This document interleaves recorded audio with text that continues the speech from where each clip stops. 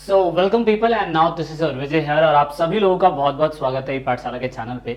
इस चैनल पे आप ज्योग्राफी, हिस्ट्री, पॉलिटिकल ये तीन सब्जेक्ट 11th 12th क्लास के बच्चों के लिए बहुत अच्छा कंटेंट मैंने अपलोड किया है, जरूर सारा वॉच करिएगा। और आज जो हम चैप्टर सीखने जा रहे हैं वो हम इंडिया वाली बुक से, हमारा चैप्टर 6 है वाटर रिसोर्स। इससे रिलेटेड हम डिस्कशन करेंगे।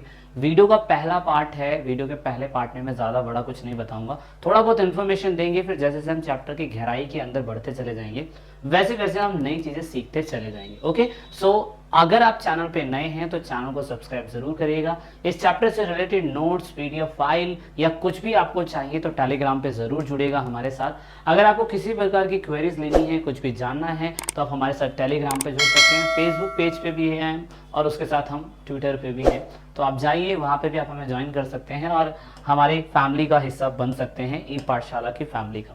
Okay, so in this class हम पूरे चैप्टर का जो टॉपिक देखेंगे, मतलब पूरे चैप्टर के अंदर जो कंटेंट है ना, वो बेसिकली पानी से रिलेटेड है। देखिए, पानी नहीं है तो कुछ नहीं है। आप सभी को पता है कि आप बिना खाना खाए आप 7 दिन तक जिंदा रह सकते हो बिना खाना खाए, लेकिन बिना पानी पिए आप सिर्फ मात्र 3 दिन ही जिंदा रह सकते हो। तो पानी शरीर के अंदर भी जितना ज़्यादा ज़रूरी है उतना ही हमारे जीने के लिए, रियल अस्तित्व में, हमारे ग्लोबली बिहाव पे भी बहुत ज़्यादा ज़रूरी है। आपको पता है कि आपने बहुत बार डायलॉग सुना होगा कि चुल्लू पर पानी में डूब मर। अब देखो, मरने के लिए भी हमने एग्जाम्पल पानी का लिया है, तो यहाँ पे हमें समझना है सारी चीजें। Okay, so in this class यानी कि इस पूरे चैप्टर के अंदर आप देखेंगे वाटर रिसोर्स इंडिया के अंदर कैसा है। वैसे तो मैं थोड़ा सा ग्लोबली इसे कनेक्ट करने की भी कोशिश करूंगा, बट क्योंकि इंडिया से रिलेटेड है इसलिए हम इंडिया से रिलेटेड थोड़ा सा पढ़ेंगे। उसके बाद हम देखेंगे कि ज्योग्राफिकल डिस्ट्रीब्यूशन कैसा है इसका, मतलब पानी का ज्योग्राफिकल डिस्ट्रीब्यूशन कहने का मतलब कितना परसेंट पूरे वर्ल्ड के कंपैरिजन में इंडिया में है, ठीक है, उसे बोलते हैं। और अगर इंडिया में है तो इंडिया के अंदर कहाँ पे ज्यादा इस्तेमाल हो रहा है, वाटर सरफेस का इस्तेमाल हो रहा है, यानी कि जो जमीन के ऊपर पानी है वहां कितना इस्तेमाल हो रहा है, जमीन के अंदर कितना पानी है वो कितना इस्तेमाल हो रहा है, कहाँ पे कितना है, कहाँ पे खत्म होता जा रहा है, हमें ये सारी चीजें समझना है। और यहाँ पे हम देख लेंगे इसका क्या कहते हैं, सेक्टोरियल यूटिलाइजेशन, मतलब कितने परसेंट यूटिलाइजेशन हो रहा है, मतलब जितना पानी हमारे पास है क्या हम उसका सारा यूज कर पा रहे हैं या नहीं कर पा रहे हैं, हमें ये भी समझना है। इन फ्यूचर हम कैसे करें हमें ये भी समझना है। उसके बाद हम देखेंगे कि पानी जल ही जीवन है, तो उसके कंजर्वेशन के बारे में यानी कि संरक्षण के बारे में, और अगर जो पानी हमारे पास है उसके मैनेजमेंट के बारे में भी हमें समझना होगा कि पानी वेस्ट ना हो तो उसके लिए भी क्या करना चाहिए। तो ये सारी चीजें क्या कहते हैं हमें समझनी है। और छोटा सा बस मैं आपको एग्जांपल के तहत नहीं समझा पाऊंगा तो आपको वीडियो एंड तक देखनी पड़ेगी ताकि आपको समझ में आए। अब वैसे तो ये पूरे चैप्टर का मेन क्या कहते हैं टॉपिक है, एक एक करके हम चीजें डिस्कस करते चले जाएंगे और फिर आपको समझ में आने लग जाएगा कि वाटर रिसोर्स से रिलेटेड जो है चीजें क्या चीजें कवर हो रही हैं। Okay, come to the point. आप सभी लोगों ने बचपन में बहुत बार ऐसा कुछ स्लोगन जरूर बनाया होगा, जल ही जीवन है, जल है तो कल है, ऐसी बहुत चीजें आपने सुनी होगी। लेकिन अगर हम इंटरनेशनल लेवल पे देखने की कोशिश करें ना, तो इंटरनेशनल लेवल पे अगर देखें तो हमारी पृथ्वी पे लगभग 71% हिस्से में पानी पानी है। सोचो, 71% हिस्से पे पानी पानी है और जमीन का परसेंट सिर्फ 29 है। मतलब अगर 7 कॉन्टिनेंट देखें तो पूरे ग्लोबली जिस धरती पे आप रह रहे हैं उस धरती पे 29% पे सिर्फ जमीनें हैं और 29% पे ही हमारे 7 या 8 कॉन्टिनेंट हमें देखने को मिलते हैं। उसमें से 71% हिस्से में पानी ही पानी है, लेकिन सारा पानी पीने लायक नहीं है, सिर्फ मात्र 3% पानी पीने लायक है, लगभग 3% पानी।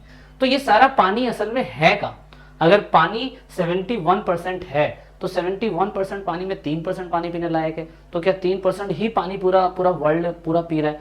और 3% पानी अगर मीठा है और पीने लायक है तो उसमें से भारत को कितना मिल पा रहा है ना? तो ये चीजें हमें समझनी होंगी और जब हम ये चीजें समझेंगे तो ही हमें समझ में आएगा कि भाई क्या कहते हैं, ग्लोबली इंडिया को कितना रिसीव हो रहा है और ग्लोबली इंडिया कहाँ से कितना रिसीव करता है, उसने कैसा यूटिलाइजेशन अपना किया हुआ है। So let's talk about this.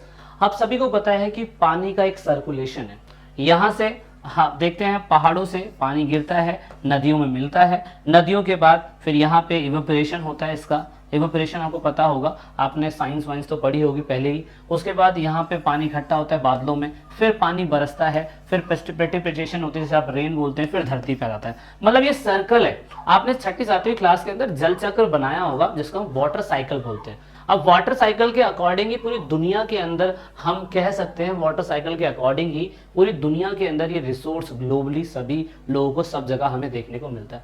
अब ये वाला चीज मैंने क्या कहते हैं वाटर बॉडी का डिस्ट्रीब्यूशन जो था, ये मैंने क्लास 7 की बुक से उठाया हुआ है, जैसे मैंने बताने की कोशिश करी हुई है कि अगर 100% मतलब वैसे तो मैंने क्या बताया कि 71% पे पानी है और 29% पे जमीन है, लेकिन 70% को अगर 100% मान के चले, 70% को 100% मान के चले तो ज्यादातर हिस्सा जो है समुद्रों में हमें पानी देखने को मिलता है।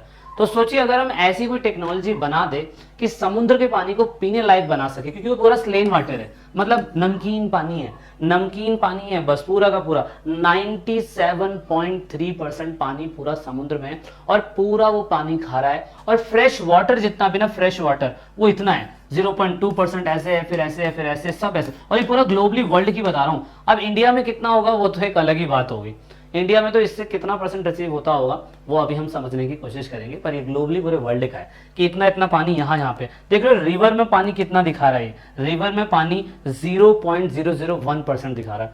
अगर रिवर में पानी 0.1% दिखा रहा है तो हमारे इंडिया में कितना रिवर में पानी होगा। तो हमें इतना सारी चीजें समझनी है इस चैप्टर के अंदर, बड़ा मजा आएगा आपको, और आपसे मैं कुछ जीके वाले क्वेश्चन, कुछ यूपीएससी लेवल वाले क्वेश्चन भी आपसे पूछूंगा, ठीक है। तो आप देखिएगा, आप बताइएगा। तो अभी हम डिस्कस क्या करने जा रहे हैं, अभी हम डिस्कस करने जा रहे हैं कि जो पानी है, पानी जो है रिसोर्स जो है, वाटर एक रिसोर्स ही है, इसको दोबारा क्रिएट कर सकते हैं, हम कर भी रहे हैं। और इंडिया के अंदर इसका डिस्ट्रीब्यूशन कैसा है, लेट्स टॉक अबाउट दिस। अगर इंडिया के अकाउंट्स की बात करें तो इंडिया सिर्फ और सिर्फ वर्ल्ड का पानी 2.45%, इवन जहां तक हो सकता है अभी 50% अप्रोक्सीमेट रिसीव करता है। मतलब पूरी दुनिया में जितना भी पानी है उस पानी का इतना हिस्सा ही बस इंडिया रिसीव कर पाता है।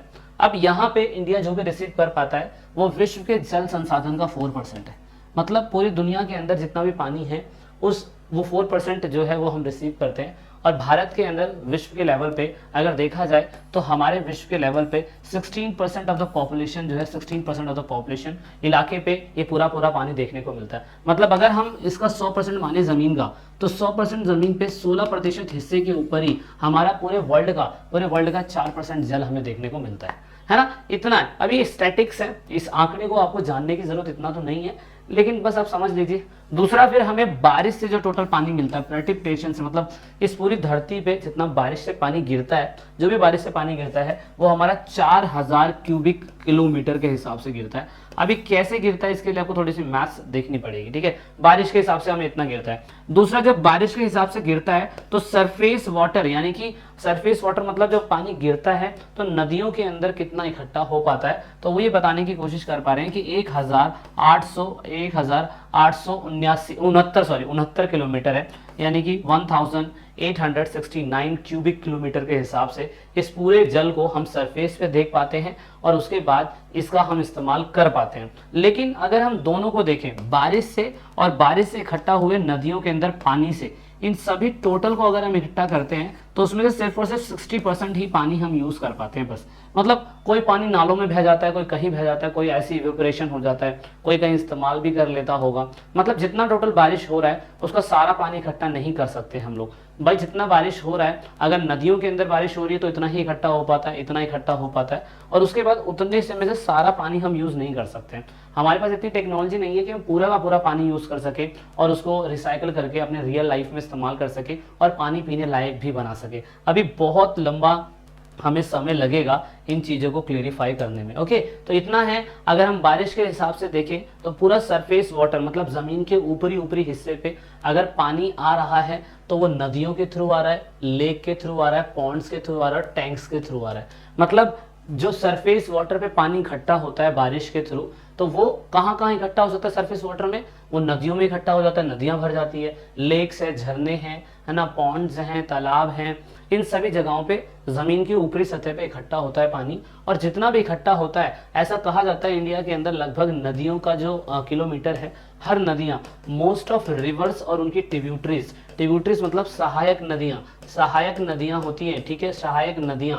ये जो नदियां होती है ना, ट्रिब्यूटरीज, वो उनका क्या कहते हैं, ऐसा बोला जाता है कि हर नदी 1.6 किलोमीटर से लंबी तो होती हैं। तो टोटली सभी नदियों को देखा जाए तो नदियां हमारे पास 10,360 छोटी बड़ी मिला के है। और इस 10,360 के लेंथ के हिसाब से अगर देखा जाए, इनके लेंथ के हिसाब से देखा जाए, तो हम सिर्फ और सिर्फ एनुअल रेनफॉल इनके अंदर इतना ही इकट्ठा कर पाते हैं। मतलब साल में जितनी भी बारिश होती है, साल में जितनी बारिश होती है 10,000 समथिंग नदियों के अंदर जितनी बारिश होती है, उन बारिशों के अंदर 1,000 समथिंग 869 क्यूबिक किलोमीटर के हिसाब से हम पानी स्टोर कर पाते हैं। और पानी स्टोर करने के बाद ये जो रेनफॉल होता है एस्टिमेटेड बताया जाता है कि नदियों के अंदर और नदी बेसिन के अंदर जाके गिरता है और स्टोर होता है। अब वो इस्तेमाल हम कैसे करते हैं उसके लिए आपको अलग से कुछ स्टडी करनी पड़ेगी, लेकिन उसमें से ऐसा बोला जाता है कि यूजेबल जो है 60% है। 60% मतलब सिर्फ इतना ही हम यूज़ कर पाते हैं, जो मैंने अभी आपको बताने की कोशिश करी है। ओके, तो इतना ही यूज़ कर पाते हैं। अब यहाँ पे क्योंकि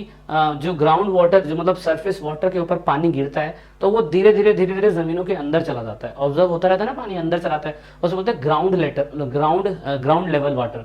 जो सरफेस के ऊपर रहता है उसमें तो 60% हम बिजली बना लेते हैं, कुछ कर लेते हैं, कुछ ना कुछ यूज कर लेते हैं।